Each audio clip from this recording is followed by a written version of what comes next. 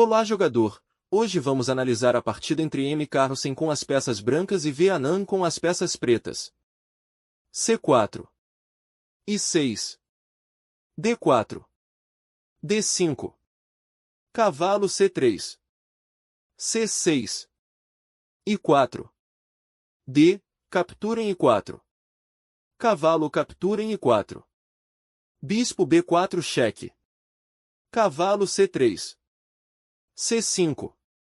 A3. Bispo A5. Cavalo F3. Cavalo F6. Bispo I3. Cavalo C6.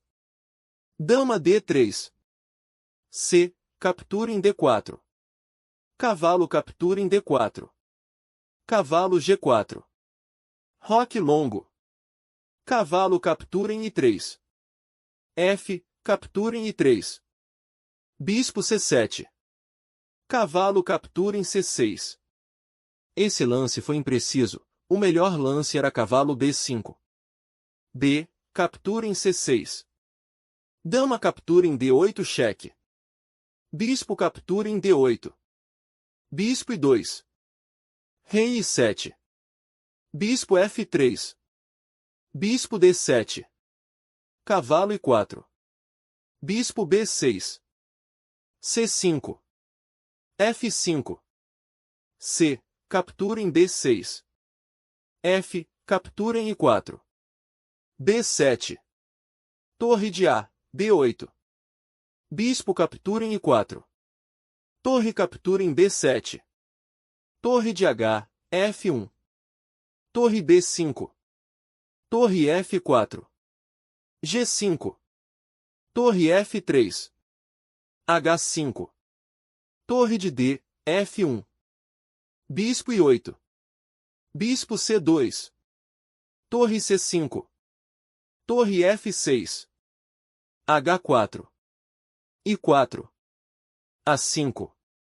Rei D2. Torre B5. B3. Bispo H5. Rei C3. Torre C5 cheque. Rei B2. Torre D8. Torre de 1, F2. Torre D4. Torre H6. Bispo D1.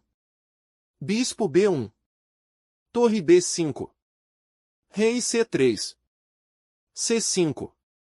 Torre B2. I5. Torre G6. A4. Torre captura em G5. Torre captura em B3 cheque. Torre captura em B3. Bispo captura em B3. Torre captura em I5 cheque. Rei D6. Torre H5. Torre D1. I5 cheque. Rei D5. Bispo H7. Torre C1 cheque. Rei B2. Torre G1. Bispo G8 cheque. Rei C6.